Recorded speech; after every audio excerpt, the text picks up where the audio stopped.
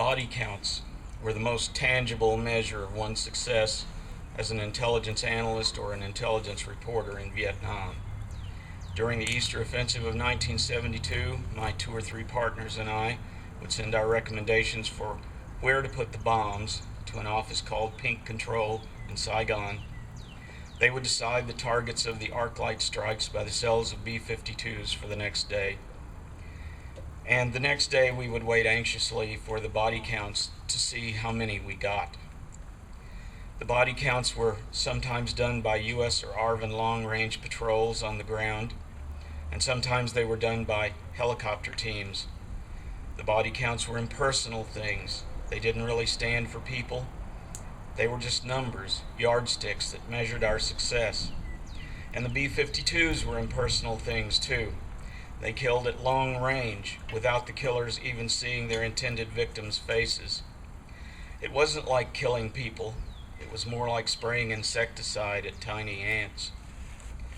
I liked being one of the experts who told the exterminator where to spray. If I sent a message saying, Battalion Headquarters of the 304th Division at coordinates Yankee Delta 604392, and the next day I got a body count of 20 or 30, I would be very pleased with my success. If I got a body count of only 3 or 4, I would be very disappointed and would vow to do better the next day. One morning, I got the opportunity to ride along with a helicopter team doing a body count on one of my targets. The counting process was not what I had expected.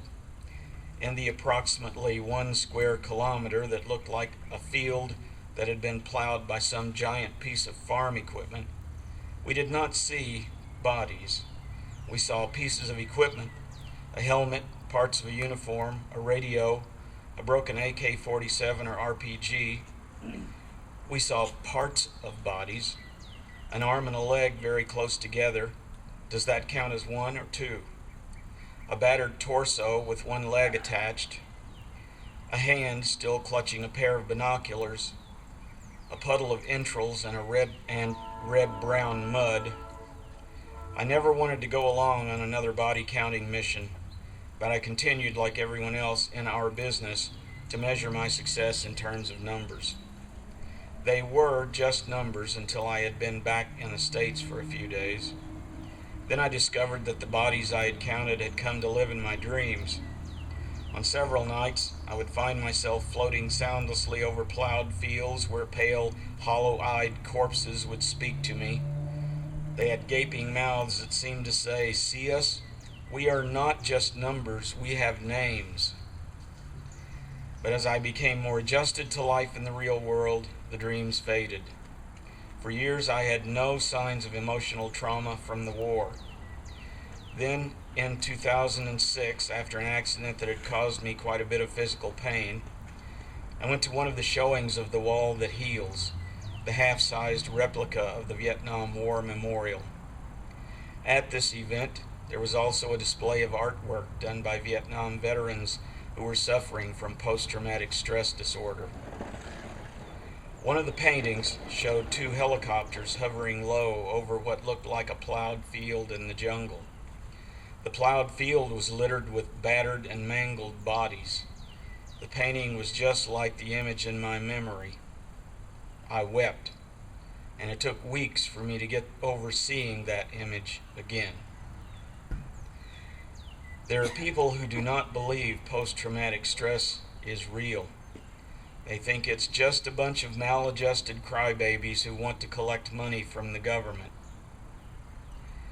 I hope I never have to confront one of these ingrates, because I know not all the casualties of the Vietnam War have yet been counted.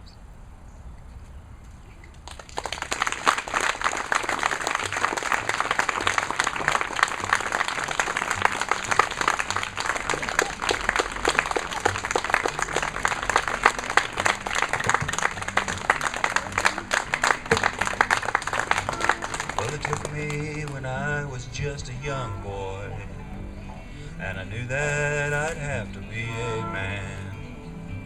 They give me a gun and it looked just like a child's toy, and I knew I'd see myself in Vietnam. Got off of a plane and I got onto the chopper. Less time than it takes to tell, we were flying through the air. Flying over jungle green, flying over paddy rice, till the sound of a hot firefight made my blood run cold as ice. Vietnam, Viet Damn, Vietnam. Well, some of my friends got killed, some got messed up by that war. For a long, long time I could not think about that no more. Then one day, like a golden blaze and shining flash of light, I saw that Nam was not wrong, but it damn sure was not right. Vietnam, Viet Damn, Vietnam. Well, everybody walks a path, got some stumbling blocks. Combat vets have walked a path of thorns and sticks and rocks. But you never know how strong a man you'll turn out to be until you stand eye to eye with eternity. Vietnam, Afghanistan, who gives a damn? Yes, they took us all when we were just young boys.